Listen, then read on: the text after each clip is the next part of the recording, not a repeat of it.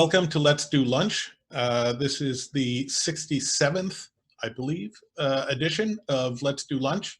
My name is Paul Sweeting. Normally, Ned Sherman would be here to welcome you all. Ned is detained elsewhere today. He may be joining us later, but he was tied up on in another meeting. This is Thursday, so as always, Thursday is the rightstech Roundtable, which I host. And before we get started, just a couple of housekeeping things. At the bottom of your Zoom window, there is an icon for chat, which will open a chat room. We invite and urge everyone to sign in the chat room, let folks know who you are and who's out there, and please put your LinkedIn, if you're willing, your LinkedIn connection in there, so that people who might want to follow up with you have a way to reach you. Next to the chat icon at the bottom is the Q&A icon, and if you open that, you can post questions either for myself or our guest today.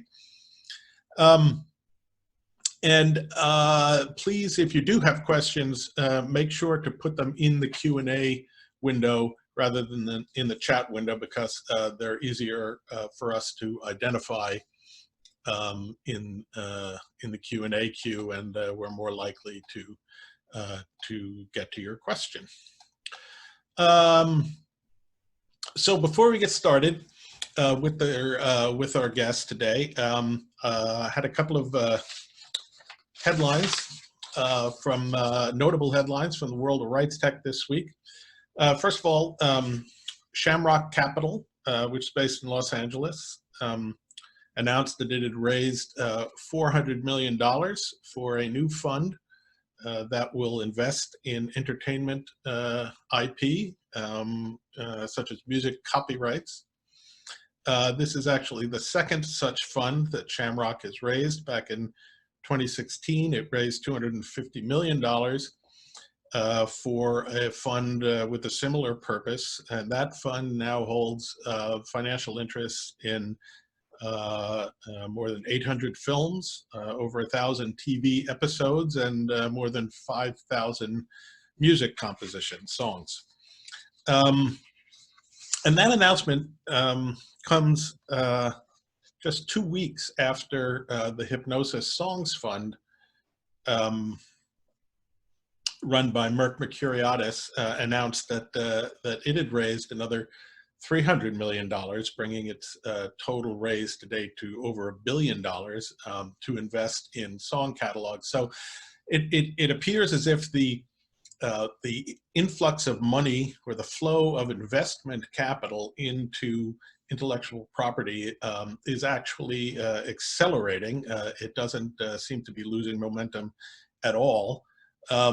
There is a growing interest, of course, in sort of non-correlated assets, but it is sort of interesting, I find it sort of interesting, that this is happening at a time when equities markets are actually doing pretty well. Maybe someone who knows more about equity markets than me could suggest some reasons why that may be in the chat window.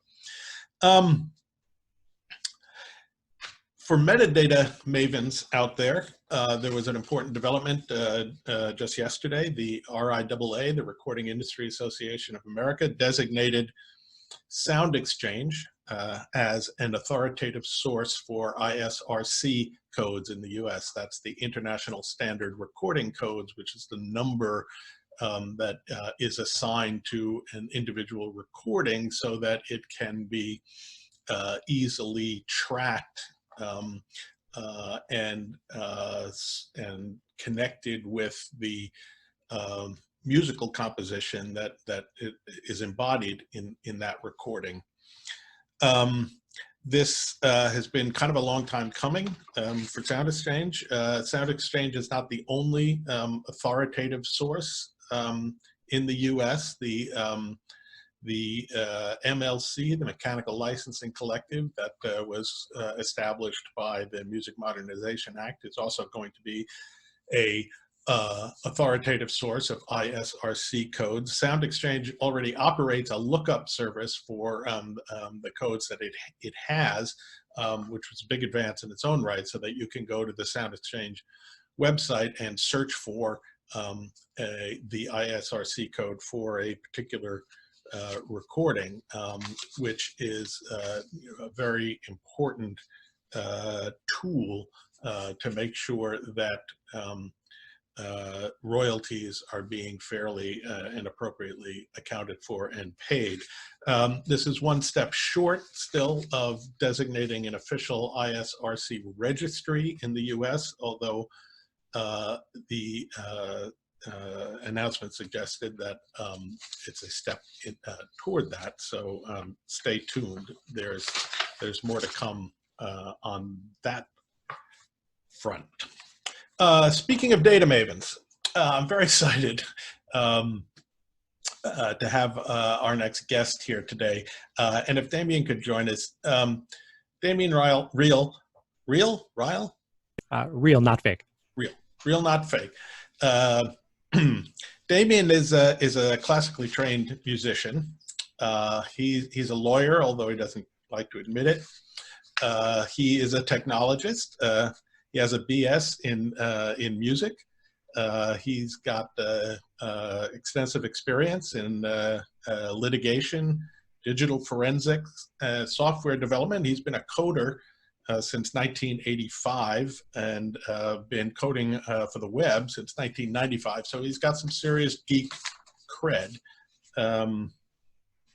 He's clerked for chief judges of state and federal courts. And after that, he led teams of cybersecurity and world-spanning digital forensic investigations.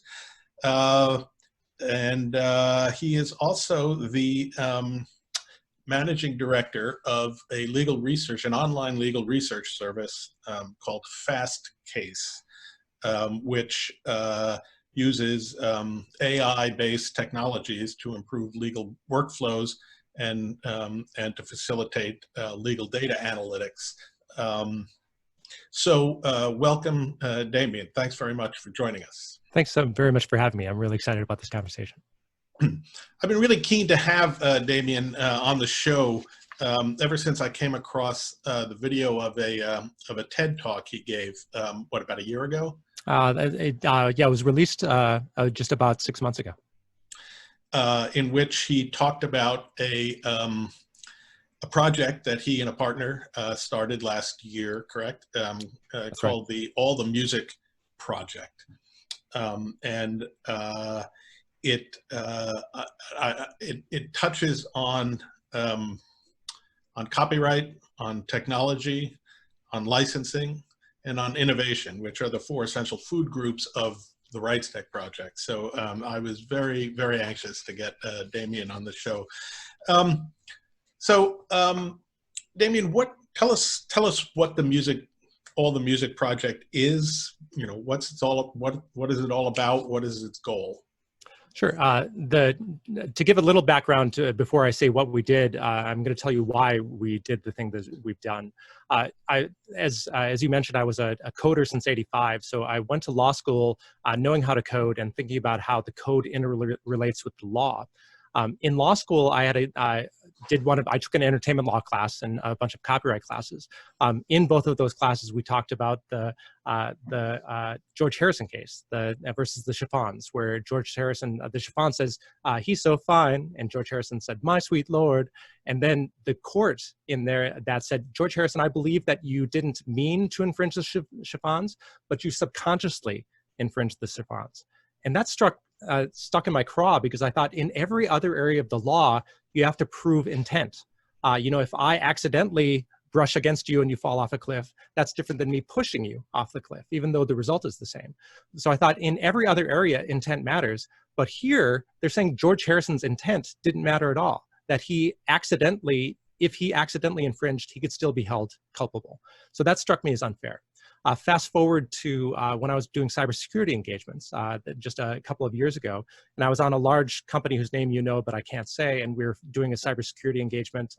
After the end of a 14-hour day, we were drinking drinks in the hotel lounge, and I said to one of my collaborators, I thought, you know, how in cybersecurity, you can brute force a password. The way that you can brute force a password is to use a computer to really quickly say AAA, AAB, AAC, until the computer guesses your password. That's called brute forcing. I said, so over drinks at the end of a long day, I said, do you think we could brute force music? Do you think we could say do-do-do-do, do-do-do-re, do-do-do-mi, do-do-do-fa, until we've mathematically exhausted every melody that's ever been and every melody that ever can be mathematically? And my collaborator, whose name is Noah Rubin, who is one of the smartest people I know and certainly one of the best coders I know, he said, yeah, that seems like a good programmatic challenge to be able to program it. Let's give it a shot. So it was what started out as a proof of concept and kind of a thought experiment. I then, after a little while, realized, oh my gosh, this might actually be a thought experiment that changes what's stuck in my craw with the George Harrison case. Because if we can do this, which we did. So the first Noah, within a few days, had generated about 300,000 melodies through this. Okay, let me stop you there. Yes. How exactly did you do that? Did you program an algorithm? Did you train an AI? What did you actually do to achieve that? That's a good question. So Noah initially wrote a program in Python, which is a programming language, that pushed out about 10,000 melodies per second, not using machine learning or any other advanced AI technique, but was merely mathematically saying between this pitch and that pitch, do 10 notes. And then that's really all the math is involved. And then from there, they created what's called MIDI, which, you know, a lot of our audience probably is familiar with. We created MIDI files for each of those melodies that just mathematically exhausted all of those. So at the end of this proof of concept over a couple of days, he had created a program to create 100,000 or so of these. And did you set any parameters around you know, the 10 notes that were being generated? I mean, did it have to sound good? Did it you know, did you have to get the chord? Did you have to stay in the same key? Could you have key changes? I mean, what did you, how, if at all, did you constrain the process? We thought a lot about the parameters to choose, and part of the idea of software development is that you create a minimum viable product. That is, the proof of concept is certainly just if you think of it like that's the skateboard that turns into the bicycle, that turns into the motorcycle, that turns into the car. So the skateboard version of that was saying, let's just try an octave, and let's try the diatonic scale, the major scale, do, re, mi, fa, sol, la, ti, do, and including both the top and the bottom tonics, because a lot of melodies are just within that diatonic scale. And then we said, as far as the number of notes repeated, I did a bunch of research to be able to say what musicologists consider a motif, a short melody versus an actual melody. And at least as far as I could see, that, you know, number 10 or 12 seemed to be a, you know, if 12 notes are along the lines, then that's usually melodic, or at least close enough to melody. And then to whether your question of whether it sounds good or not sounds good, you know, it contains everything from do, do, do, do, do, do, do, do, do, do, do, do. I think that's 10, right? That doesn't sound very good, right? But it's in our data set, as does do, do, do, do, do, do, do, do, do, do, right? Also doesn't sound good. But you have essentially exhausted every mathematical thing, some of which sounds pretty good and some of which is pretty boring. But because we did just the diatonic scale, none of them sound really bad.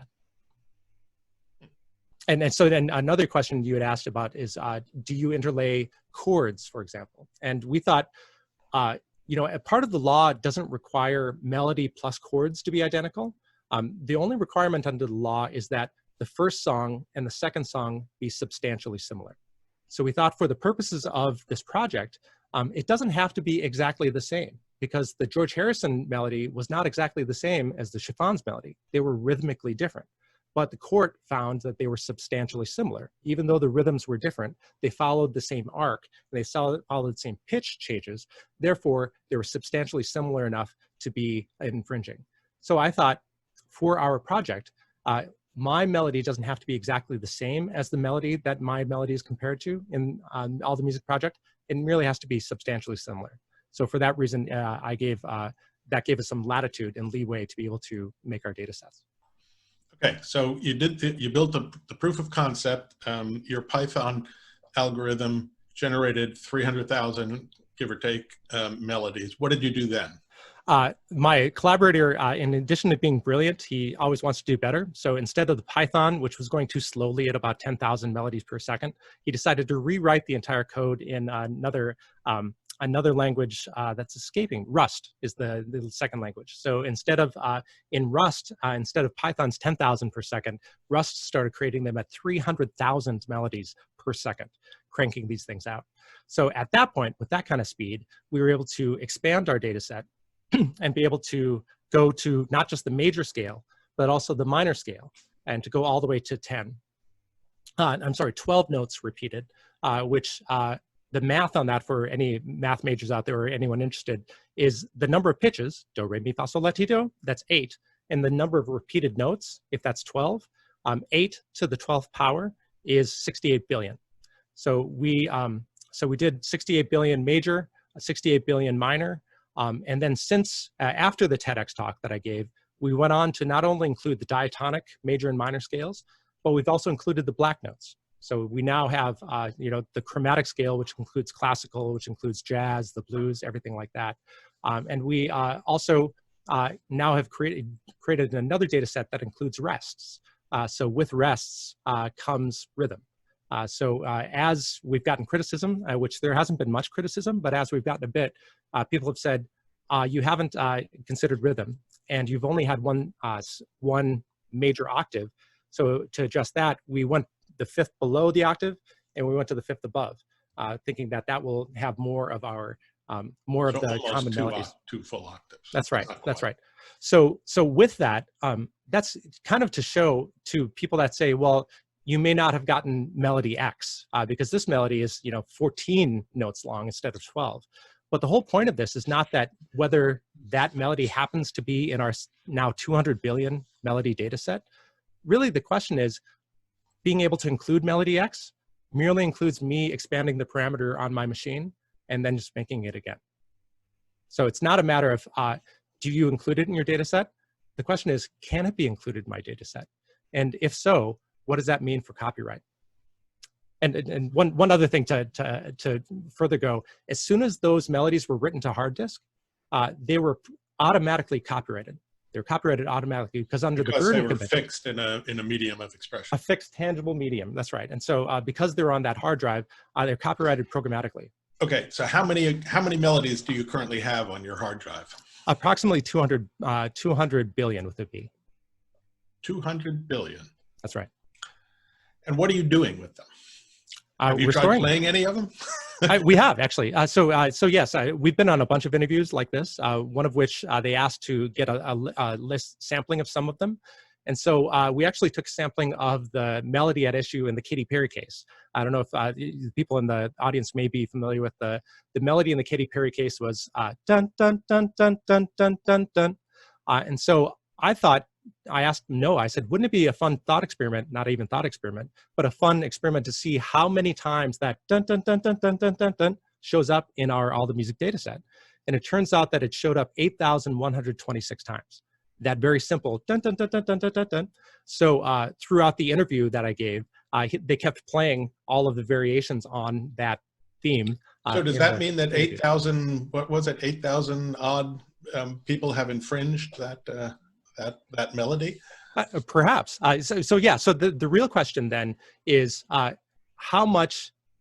copyrightable is that thing that Flame, who sued Katy Perry, does Flame really have copyright in a thing that a machine cranked out at 300,000 per second?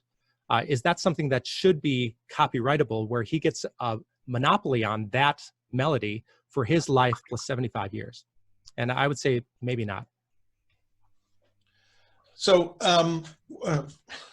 as a threshold matter, what is the first of all? I mean, if you're generating these at 300,000 a second or whatever it is, and it's a machine that's generating them or a piece of software that's generating them, is that something that? And here I'll ask you to put on your lawyer hat. Is that something that's even eligible for copyright? That's a fine question that the courts and the copyright offices around the world are considering and have talked about. And I think the answer to your question is depends on your jurisdiction. Are we talking the United States? Are we talking about the UK? Are we talking about the EU? Because the Well, let's talk about all of them. Let's start in the US. In the US, is that eligible for copyright?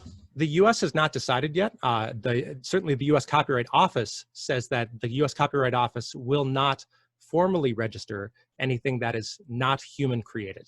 So that came a bit from the monkey selfie case. People might be familiar with so because the monkey took the selfie, it was not a human creator, therefore is not eligible for copyright. But I would then say that's not really what it said. I mean, the initial ruling was that the monkey had no standing to bring a case, and it never actually really reached the merits of whether it would be eligible. That's right. That's right. And so, so I think in response to the prospect of it eventually reaching the merits, I think the U.S. Copyright Office tried to cut it off at the pass and say, if non-human, then not copyrightable. But again, that's an agency decision. That is not a legislative decision through Congress, nor is it a court decision, right? That is merely an agency, the Copyright Office, that is provided essentially guidance. So what the law says or not is really an open question. And so well, it's legislative. I mean, the Copyright Office is an arm of the Library of Congress, which is part of Congress. It's not statutory. That's right. That's right. Not statutory. Yeah, right. And so it's, and I don't even know if it's part of the rulemaking.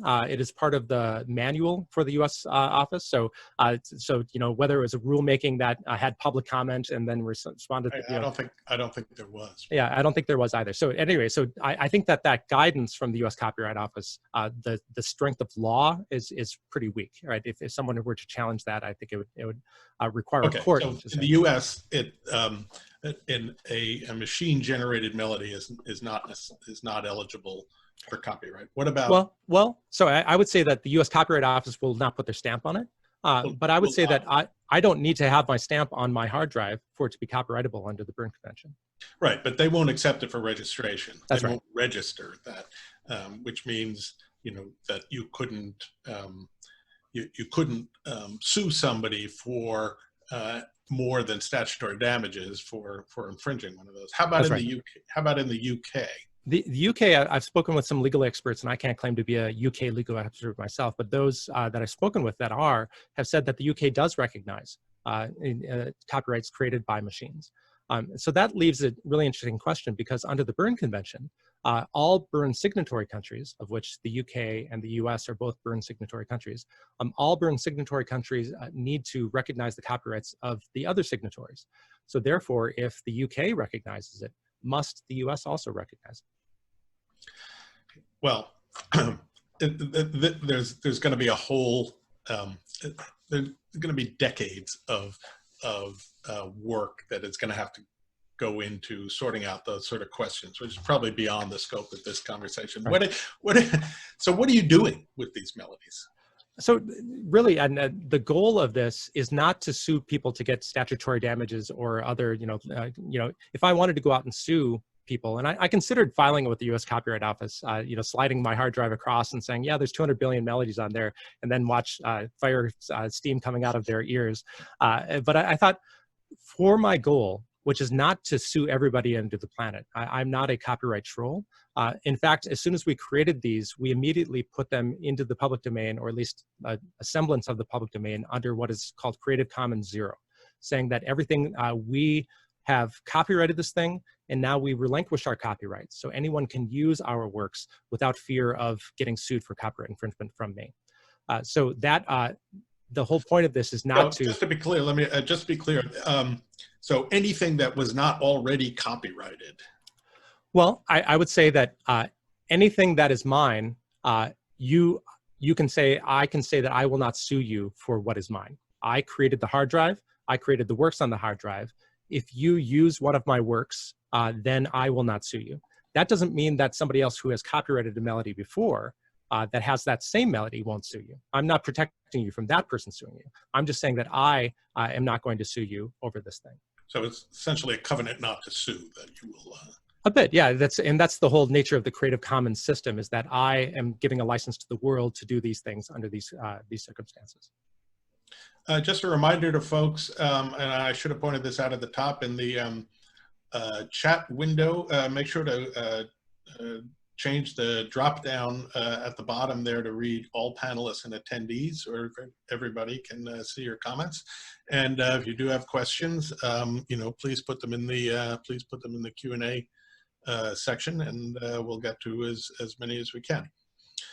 And so to quickly follow up, you'd ask what purpose, why even build this? And rather than being a plaintiff and suing the world over this, really the whole point of this was to be defensive, to be a shield, not a sword for songwriters. So we wanted to protect songwriters who had subconsciously infringed, or maybe had never heard that other song before in their lives, to be able to point to the All the Music project, either to say, either number one, the melody I used was also in the All the Music project. Therefore, I didn't steal the Chiffons melody. I stole the All the Music one, which I now have a license for the under Creative Commons Zero. So that's argument number one. We wanted to provide potential defendants. Argument number two we wanted to provide was that maybe if a machine can churn this thing out at 300,000 melodies per second, maybe the change in pitch is not something that is copyrightable, because it really all we did was math. And so math under the law is not copyrightable. And we've shown really that melodies are math, which under the law are facts, which under the law are not copyrightable. So maybe if the only thing being sued over is the change in pitch, maybe those cases should go away. So we wanted those two arguments. Either I used the All the Music one, therefore I'm not infringing your thing, or maybe the thing, nobody can own that melody because it's not copyrightable. So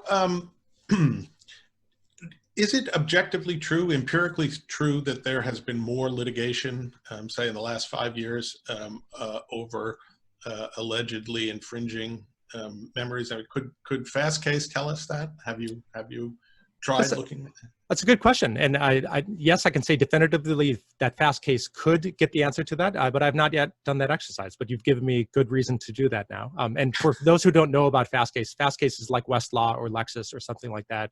We have over 400 million legal documents, both judicial opinions and court filings, motions, briefs, pleadings, that I can actually do that, run that analysis across to be able to see, copyright infringements that has melody in it, to be able to see how many cases have trended over time, up and down. So I'll find the answer to the question. There's certainly been high-profile ones recently. The Katy Perry case that you mentioned, the Led Zeppelin case over Stairway to Heaven, but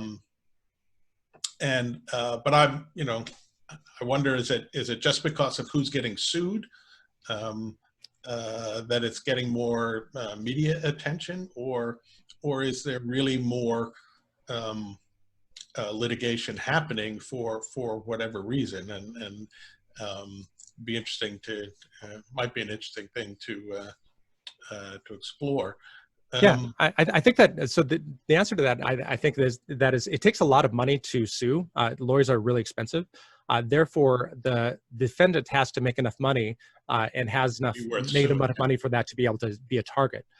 And there has to be enough money on the table to make it, me as a plaintiff, worth my while to spend all of my money to try to go after that. So I would argue that the reason we hear about the Katy Perrys and the Led Zeppelins, and before that the Pharrells and Blurred Lines and that kind of thing, is because those are, of course, famous songs that have gotten in the crosshairs of famous defendants. Although you could also argue, I imagine, that having had a series of high-profile pro-plaintiff verdicts in those cases might make lawyers more willing to take the case, for instance. That's exactly right, and really, success begets success. If you see other plaintiffs winning, I as a potential plaintiff am more inclined to be able to get in on that action. Something after I had given my TEDx talk in discussions with others in the industry, I had assumed that those plaintiffs that wanted to get in the action are, at least my hypothesis was, musicians that made their money in the 60s, 70s, 80s, 90s, that all of a sudden in the age of streaming saw that their monthly checks were coming down. So my income is decreased. How do I make money? Oh, maybe I'll sue somebody for stealing my melody. That at least was the hypothesis. But at least some others who know a lot more than I do about the industry said, well, this is actually the work of lawyers who take these cases on contingency. So these are lawyers that say, if you recover anything, I'll take a third of that recovery. And so the impetus really seems to be on lawyers that are looking for that payout and are essentially paying their own money, their own lawyers' money, to be able to litigate through these things in the hopes of getting ambulance chasers. A bit, right? And so, so you'd said that there's been a ton of pro-plaintiff cases over time, especially in the last 10 years. There've been some high-profile ones lately. Certainly, some high-profile, and lots of other settlements that, of course, are pro-plaintiff to some extent. Yes. And so, I will say that that was all the way up through my TEDx talk, which was given in August of last year, and then was put on the YouTube in January of this year, late January. So I would say that the two biggest cases that came out after my TEDx talk, the Katy Perry case and the Led Zeppelin case, were both pro-defendant. And in fact, the Katy Perry case, that district court judge essentially reversed that same district court judge's previous Katy Perry decision that was before my TEDx talk. So there's a lot of, is there correlation versus causation? I'm not going to say that my talk caused that change, but at least I hope that maybe the argument I'm making is falling on some ears that will help lawyers and judges decide these things in the future, and also maybe discourage that contingency fee lawyer from taking that contingency fee case, because now maybe the odds are against them. There has been a lot of discussion around those cases within the music business. Do you think it's having any sort of real effect, either consciously or unconsciously, on musicians? I write songs myself, and I know a lot of songwriters, and I know that throughout at least the last 30 years that I've been familiar, all songwriters worry in the back of their head that they're accidentally stealing a lick or stealing a melody from somebody else. They're like, did I come up with this thing on my own, or is this something I heard 20 years ago that's going to come back to me and bite me in the butt? And so that kind of, I don't know if you call it insecurity, songwriting insecurity, has certainly been with us for a long time. And so I think that one of the reasons that our All the Music project has not gotten much bad feedback, but has gotten almost universally good feedback, is because those songwriters are on both sides of the V. You might be suing today, but you're going to get sued tomorrow. Howard Knopf, a copyright lawyer that I talked to, said it's a circular firing squad. Why are we shooting each other when everybody could get sued just as easily? So at any rate, so to answer your question, I think that there's maybe some relief that finally there's some sense of reasonableness in the copyright law, that defendants are now winning a bit, that you have to have more than just similarity in melody to be able to win these big verdicts. So beyond the thought experiment aspect of this, what do you think the practical uses of this could be? Do you even think about the practical uses? Is this, are you going to build APIs so that people can query this this database? What practically happens now? There are a lot of practical uses, and one of them is that we, by programmatically exhausting every melody that can be, ever has been, and ever can be, we've essentially built the universe of melodies, or at least the universe according to the parameters that we've, 12 by 10 is the parameter of that universe. So those 200 billion, we've now said this is every possible melody. So from that, some practical uses are, perhaps we have plug into each of those slots every melody that's ever been. So you can plug in Bach, Beethoven, Mozart, and then also put in every copyrighted melody that's ever been. And if you've watched my TEDx talk, the red spots are the copyrighted spots. The white spots are the ones that have not yet been taken. And then the third area that I didn't talk about in my TEDx talk are Bach, Beethoven, Mozart, those that used to be in copyright, but are no longer in copyright, in the public domain. I call those the gray spots. So it'd be interesting to use our data set in the universe of every melody that's possible, plug in copyrighted songs with gray Mozart and Bach, and saying, you actually thought that you had this melody, but that was a Bach tune in 17 whatever, and that went into the public domain. Yeah, maybe 16. Yeah, right. Right. I was a music major. I was not good at music history. But at any rate, so this is hundreds of years old. Therefore, it's not copyrightable. So, can you, as a 2020 songwriter, pull that Bach song out of the public domain by merely creating it today? And I would argue maybe you can't, right? I mean, just because if I write a Shakespeare sentence, I can't say that that somebody who copies Shakespeare now stole my thought because it's in the public domain. We're coming up on time here, and I want to, we do have a bunch of questions. But before we get to them, I'm going to put up a poll, see how good our audience is at math. You'll see from the question that I'm not good at math because I was way off on by orders of magnitude on just how many permutations there could be of Damien, you and I can't answer. I will not. We invite everyone else to weigh in, and we'll get to those. We'll get to those results in a couple of minutes. But let's take some questions here that people posted. Alan Lewine. Hi, I had some questions. Well, that's what we're here for, Alan. But they bounced when I tried to send them to. Okay, here they are. Is AI music protectable under U.S. copyright law? We just sort of discussed that. Computers have no standing in court. Will the U.S. Copyright Office accept for registration? Well, no. We established that they will not, at least for now. Is the situation different in other countries? It is different in the UK. It's more similar in the EU, although with the caveat that the Berne Convention requires reciprocal treatment in other countries, and that's probably a big fat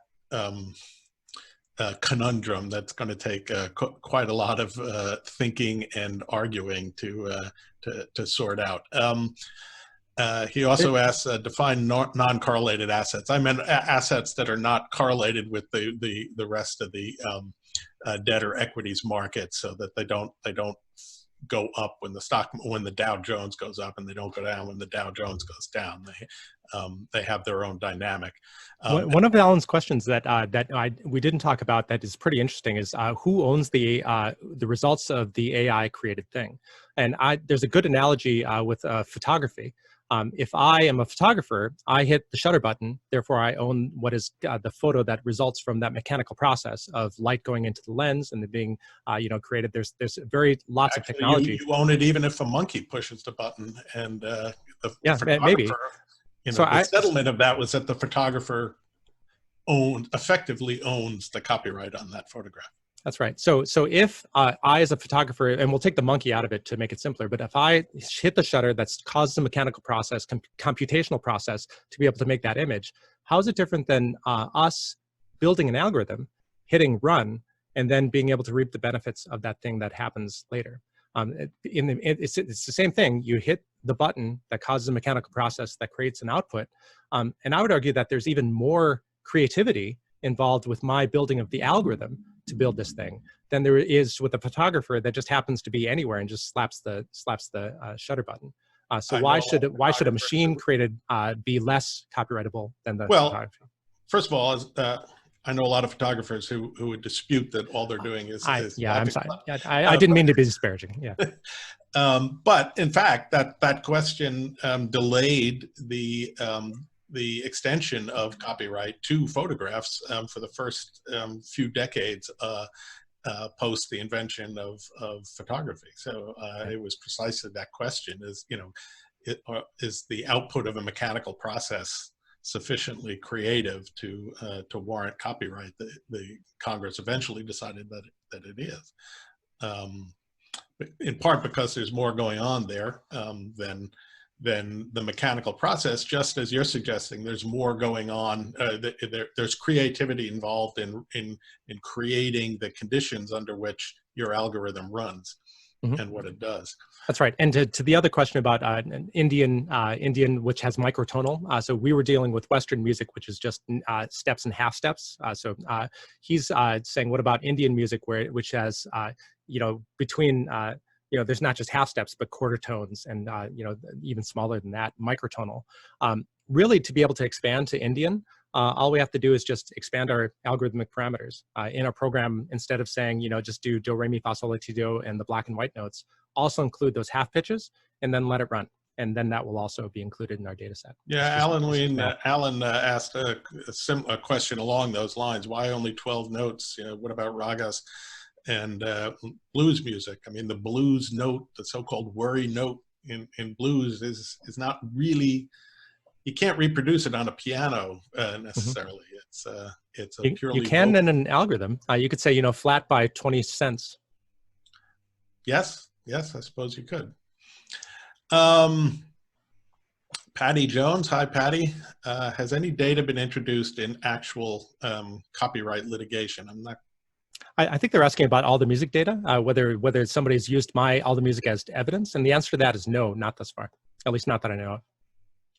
Would you allow it to be? Would you make it available for that? Oh, I mean, it's already available. You can go to allthemusic.info and download our entire data set. Yes, absolutely. The reason we've made that public domain, the entire data set public domain, as well as the program. How big is that data set in gigabytes? It's about, 68 billion is about 2.5 terabytes. So it's a pretty big data set. One of the things that we want to do is to be able to, I as a user go to allthemusic.info, I plug in a melody, and then from there it'll show, like the Katy Perry melody, all the 8,126 places in our data set where that Katy Perry melody shows up. We want to be able to at least make that a little more user-friendly, to be able to see in physicality how it's music, all those melodies are just math.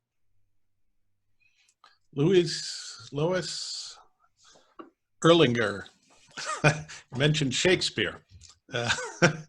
Any plans to map all possible sentences that can be spoken in the English language? And if this were done, what ramifications would this have for free speech? Because this is what concerns me regarding what you have already done with music. Well, that's a very astute question from Lois and Louis. The answer goes back to the math.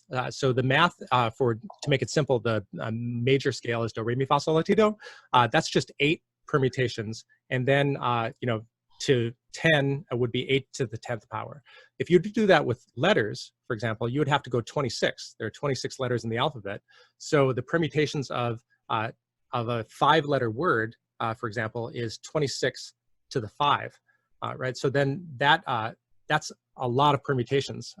If you were to go words in the English language. Also, if you started with words rather than letters, I mean, there are, the English language vocabulary is actually immense. It's 117,000 or so. So so instead of 8, you have 117,000. So if you have a 10-word sentence, that's 117,000 to the 10th power, which is about how many grains of sand there are in the earth. So the idea, and that kind of goes back to my point that it's really hard to brute force the English language or any language because there are so many on that 117,000 versus 8 scale. But music, there are only so many notes, right? There's only 8, there's not 117,000, which kind of furthers my point that 8 to the 12 is something that everybody has to work with. Every musician that makes a song has to work within those very finite, very small parameters. So do we want to lock up for life of the author plus 75 years or 100 years in the institutional? That just seems, we should keep an open space for musicians to be able to make music. Another difference, of course, is that new words are always being coined in English and in other languages, especially in English. You can't coin new notes. The math won't allow you to coin new notes. That's exactly right. So Patrick T, what promise do you see in blockchain technology in reinforcing copyright protection and facilitating rights management and licensing? It seems like blockchain is always a solution in search of a problem. At least that's been my experience, that lots of people are trying to find good uses for it, and there aren't many good uses. Songwrite provenance, figuring out who wrote that song, might be a decent use for it. So if I am a songwriter, I can put into the blockchain that on this day, July 23rd, 2020, I created the song, and the blockchain is there to prove that I created the song on this date.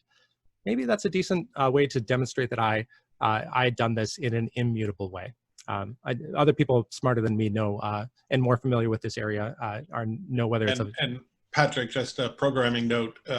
Next month, in a few weeks, I'll have Ken Umazaki on, who is the CEO of a company called Verify Media, which used to be called Blockchain Media, and he's going to be on with the CEO of Fuga. And they're going to be talking about the new Verify's new blockchain-based rights registry for music and Fuga's integration with that. So stay tuned for the exact date on that. We're still working on the schedule. Let's see. Alan, you got a lot of questions today. Should Kodak own the copyright in the photograph? Well, I'm going to regard that as a rhetorical question. So. I think there's a nugget of truth in there that my two arguments: either I own the copyright and put it in the public domain, or it's not copyrightable in the first place. I'm not going to speak to photographs and Kodak, but similarly, if a machine can create it, is this something that we want to protect under the copyright law? Where copyright really is to protect my human expression, the ache in my voice, the way that I play my instruments, the wailing of the guitar. That's the reason people love and make music. They don't make music for the sequence of pitches. And all that the machine does, all that Kodak does is in the photograph, and all that my algorithm does in mine is programmatically, mathematically exhaust the sequence of pitches, which is not the reason that people make music in the first place. So the sequence of pitches should not be copyrightable. What should be copyrightable is the expression and the lyrics and the whole kit and caboodle that makes up a song, not just this one tiny aspect. But what about something like classical music, where you don't have the wail of the guitar? What you have is the musical notes, the change in pitches, written down on staff paper. Yep. What is that not really about the differences in pitch? Right. So I would say that if a classical piece is a single instrument doing a single line, and then a portion of that single line is taken, then of course. So I guess the short answer to you is, of course, classical music is copyrightable. Nobody would argue that it is not copyrightable, whether it's written on a score or performed. Definitely copyrightable in both aspects. But I would say that what parts of that composition is copyrightable? Is it the entirety of the instrumentation, plus the melody, plus the harmonies involved, plus all of the other aspects that go into a composition? Or is it, or can you take any one of those things out and say that this thing in isolation is copyrightable? And I think that's what the Katy Perry case and the Led Zeppelin case said, is that you can't take one thing out of isolation and say that only this thing is copyrightable. You have to look at the entirety of the song. And if the entirety of the song, or at least most of the song, is the thing that's copied, then you might be on the hook. But if it's just the melody, maybe not. What about a Schubert leader or a lead? Just the melody line, the vocal sung melody line. Is that not something that ought to be copyrighted? So there's a very common melody that's da da da da da da da. That is Mary Had a Little Lamb. That's also I'm sorry. I'm going to change the melody. If there's da da da da da da da, that's Ba Ba Black Sheep, Have You Any Wool? It's also A B C D E F G. It's also Twinkle Twinkle Little Star. Some people that are listening right now are like, oh my gosh, I never knew that was the same melody. That's the same sequence of pitches. But because of the context, they're totally different songs. And the fact that people may have lived 45 years without realizing that those are the same song goes to my point, that different songs can have the same melody and people never put them together because they're different songs. They're different songs in different contexts. And just because Ba Ba Black Sheep has it doesn't mean it can't be beautiful in its own right for ABCD or Twinkle Twinkle. And none of them are up to Schubert standards. That's exactly right. So I'm going to end the polling now and launch the results. And whoa, Do you want to?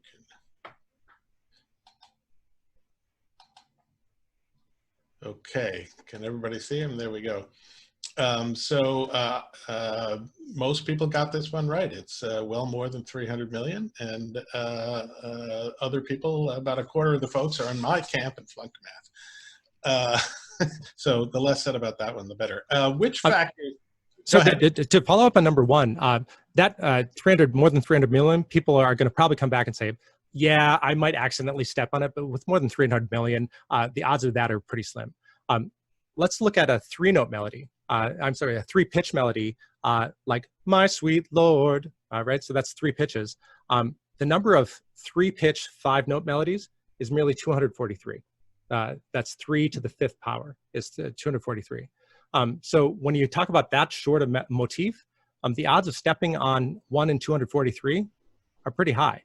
So anyway, so that's a contrast to, you know, something that people might say. The question does ask about 12 or fewer notes. So that case could have fit under that, right. Under that bar. Which factor do you think is driving the apparent, and I stress apparent, recent increase in infringement claims? And all of the above is the plurality response.